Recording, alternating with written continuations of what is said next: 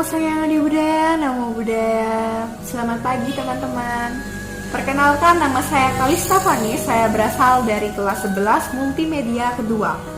Di sini saya akan mempresentasikan mengenai bab 5. Pada bab 5 yaitu tentang agama Buddha dan pelestarian lingkungan. Nah, sebelum kita mengawali presentasi pembelajaran ini, ada baiknya kita membacakan Namaskara Gatha terlebih dahulu. Kita mulai ya. Beranjali ya teman-teman. Araham sama sambuddho Bhagava Buddha Bhagavantam Abhiwademi Swakato Bhagavata Dhammo Dhamma Namasami Supati Pano Bhagavato Sawaka Sangho Sangha Namami. Sabesata Bhavantu Sukhitata, semoga semua makhluk hidup berbahagia. Sadu, sadu, sadu. Dan kita akan memulai presentasi pada hari ini. Tepuk tangan. Nah, kita bisa lihat di situ ada gambar ilustrasi mengenai kelestarian lingkungan yang berada di tangan manusia. Nah, salah satu permasalahan dalam kehidupan manusia itu adalah lingkungan. Sejak munculnya era teknologi modern, perubahan peradaban manusia itu semakin terasa. Hingga pada abad ke-21 ini, perubahan tersebut semakin mengarah ke perubahan lingkungan yang semakin rusak. Nah, manusia itu kebanyakan berlomba-lomba mencari kepuasan materi. Dengan mengeksploitasi alam, manusia telah dibutakan oleh keserakahan. Mereka tidak menyadari bahwa mereka dapat hidup berkat dukungan alam. Kebutuhan hidup manusia, terutama makanan, berasal dari alam. Manusia itu membutuhkan oksigen untuk bernapas sebagai syarat mutlak penunjang hidup. Oleh karena itu, hendaknya manusia mengerti bahwa mereka sangat bergantung pada alam untuk hidup. Ketika alam hancur, manusia juga pasti akan hancur. Nah, ekologi dalam agama Buddha. Ekologi sendiri berasal dari bahasa Yunani, terdiri kata oikos yang artinya rumah atau tempat hidup, dan logos yang berarti ilmu. Secara harafiah, ekologi adalah ilmu yang mempelajari tentang organisme-organisme dan lingkungan tempat hidupnya. Kajian ekologi diantaranya hubungan-hubungan antara makhluk hidup dengan alam, serta hubungan makhluk hidup dengan lingkungannya. Nah, ajaran Buddha menganggap bahwa alam dan sekitarnya sebagai dharma dhatu, yaitu suatu kesatuan mutlak ketika suatu peristiwa yang terjadi di alam ini akan berpengaruh baik secara langsung maupun tidak langsung. Oleh karena itu, secara umum, alam adalah segala sesuatu yang dapat ditanggapi oleh panca indera atau perasaan dan pikiran manusia walaupun masih dalam keadaan semar-semar.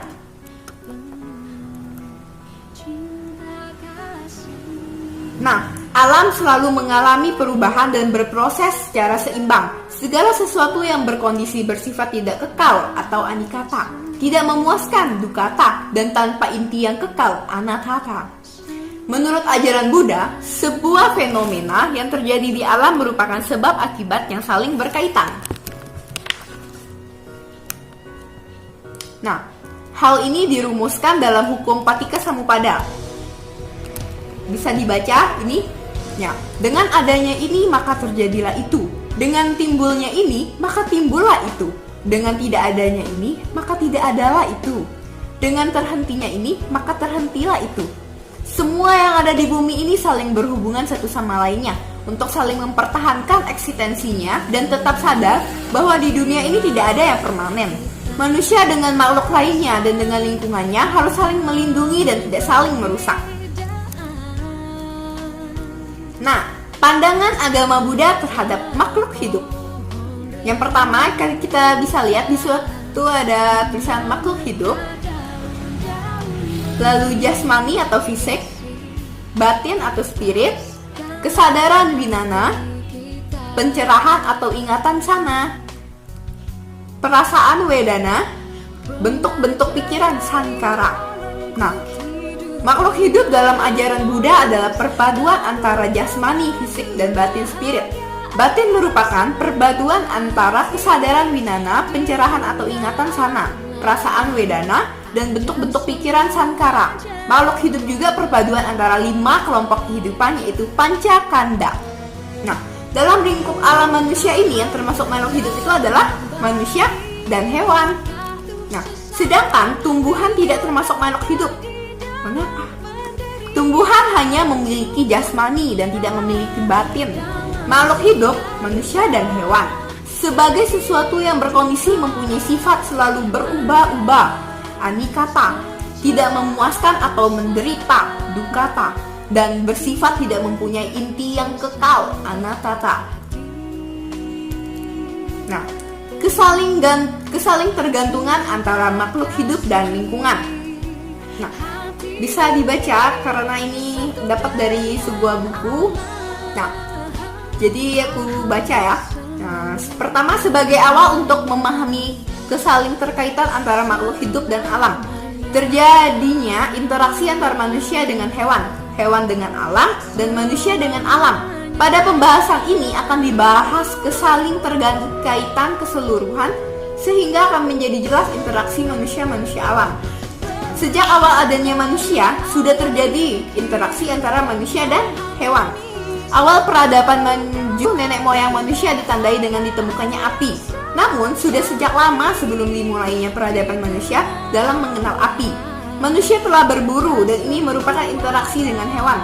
Bahkan, peradaban selanjutnya manusia memanfaatkan hewan untuk diternak demi memenuhi kebutuhan hidupnya. Interaksi antara manusia dan alam juga telah terjadi sejak dahulu. Manusia telah memanfaatkan alam untuk membuat alat berburu, kemudian era bercocok tanam setelah nenek moyang manusia hidup menetap. Setelah itu, manusia membutuhkan makanan, air, udara yang bersih, yang semuanya merupakan bagian dari lingkungan tempat manusia hidup. Nih, dari uraian di atas bahwa manusia, hewan, dan alam saling memengaruhi. Ketika salah satu bagian dari suatu sistem rusak, dampaknya akan dirasakan oleh seluruh sistem tersebut. Rusaknya lingkungan akan mengakibatkan kehancuran manusia pada akhirnya. Setelah mengetahui sifat dan unsur dari alam ataupun makhluk hidup menurut pandangan Buddhis, sekarang akan ditinjau interaksi beserta hubungannya yang saling timbal balik. Telah dijelaskan bahwa alam maupun makhluk hidup memiliki sifat selalu berubah atau berproses.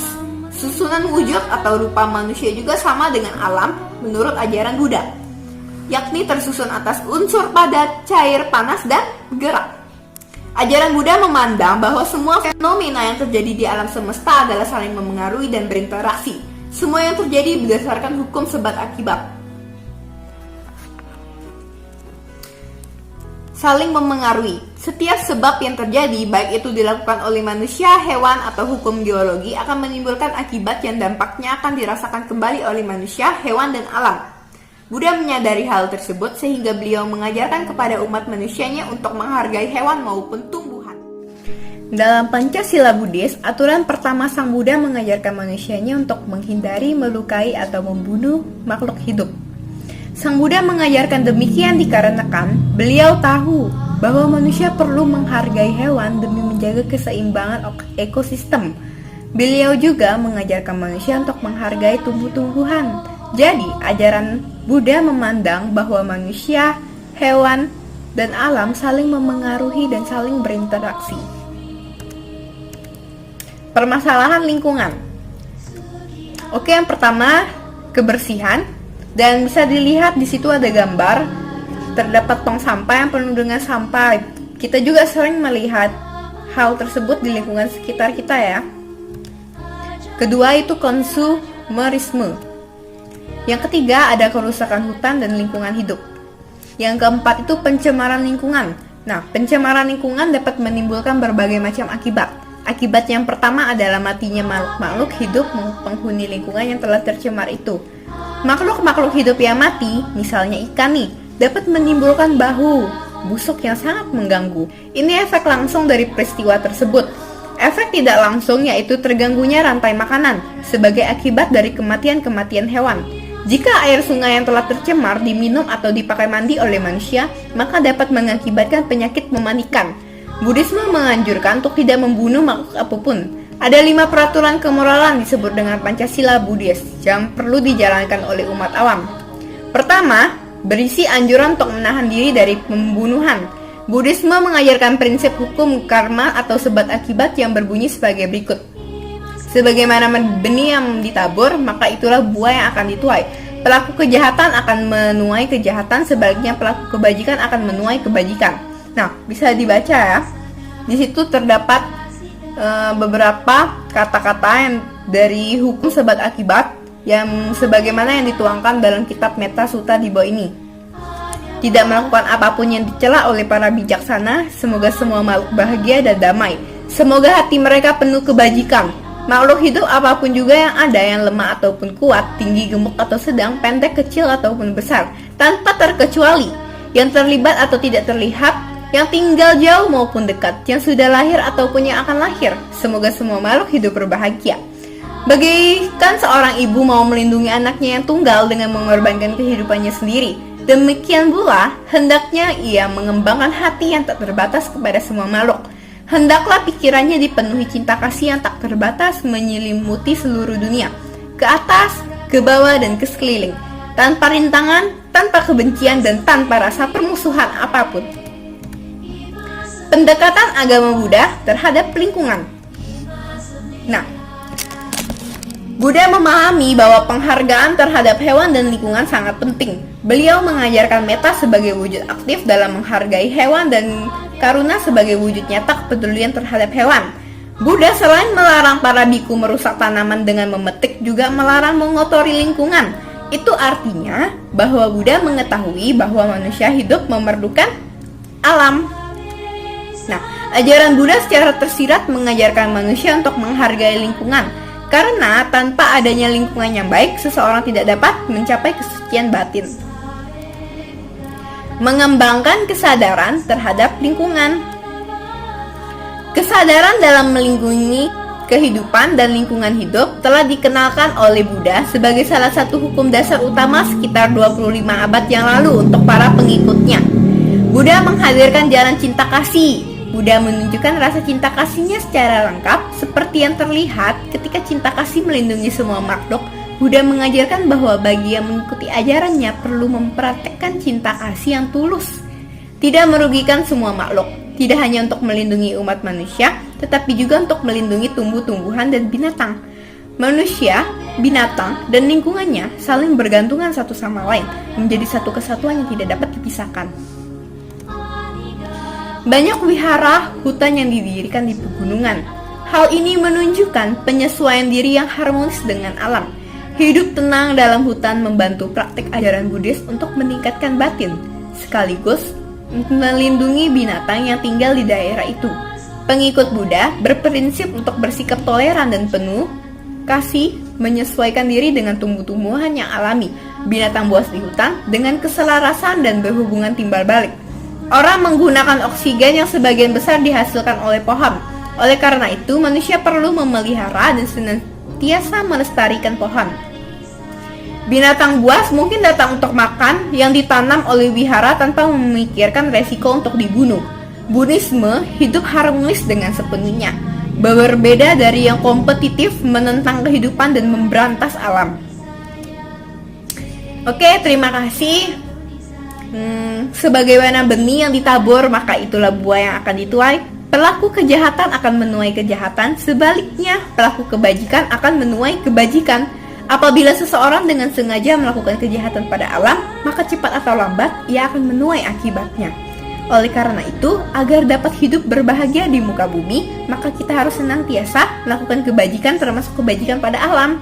Salah satu kebajikan pada alam adalah dengan bertekad untuk tidak merugikan atau menyakiti makhluk hidup lainnya.